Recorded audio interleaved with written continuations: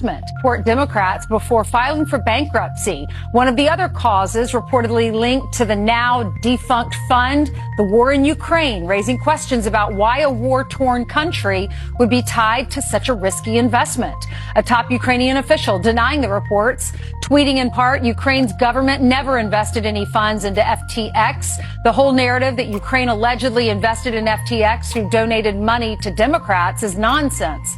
Fox and Friends Weekend co-host Will Cain joins us now. Good morning to you, Will. Good morning, Ainsley. Good morning. So this guy, I mean, he's 30 years old. He's very eccentric. He went to MIT, so he's brilliant. His parents teach at Stanford. There's a picture of what he looks like. And this crypto exchange that he started, it just imploded. People are trying to get their money out, and it's now insolvent.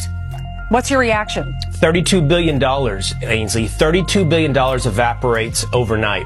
This story can be a bit confusing because I think crypto in and of itself is pretty confusing, Ainsley, but let me do my best to explain what I think is important about this story. So they call him SBF, okay, his acronym for short, his initials. His branding, his marketing, Ainsley, was what he called effective altruism. It was essentially virtue signaling. Anything I make, I'm going to give away. And that type of branding really attracted some of the world's elite. I mean, I'm talking about not just politicians, but Silicon Valley venture capitalists. And he built this huge company up, okay?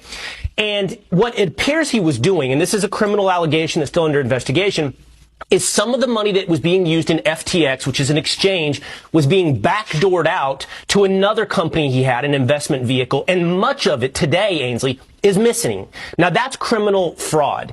Now, tie that to these two facts as well. He was the second biggest donor to Democratic politicians, including the ones that would ultimately regulate him. He was asking for them to regulate him while donating massive amounts of money to them and their elections. He was only behind George Soros. And then finally, the Ukrainian angle, which you bring in, which is this. So the Ukrainian crypto official says we never invested in FTX. Okay, fine. You never did. A denial is not proof. However, it doesn't take a Ukrainian investment.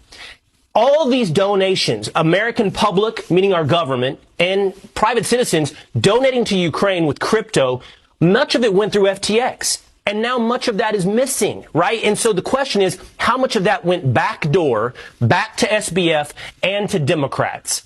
And that's an important question, because the question is to answer. And we don't have conclusions. It's not a conspiracy that you can say, oh, I'm sure of it. We're journalists asking an important question. Was money to Ukraine going back to the people that were voting to fund the war in Ukraine? Yeah, and all the money he's given to Democrats. He rubbed shoulders, too, with Tony Blair and Bill Clinton, Orlando Bloom and Katy Perry at this Bahamas crypto festival where they paid $3,000 a person. The Golden State Warriors, they've put a pause on his promotional assets, and the lobbyists who work for the company have severed ties with the crypto exchange. People are comparing him to Madoff and to Enron. We'll see. And he lives in the Bahamas, so he could be evading authorities. We don't know the rules or the laws down there.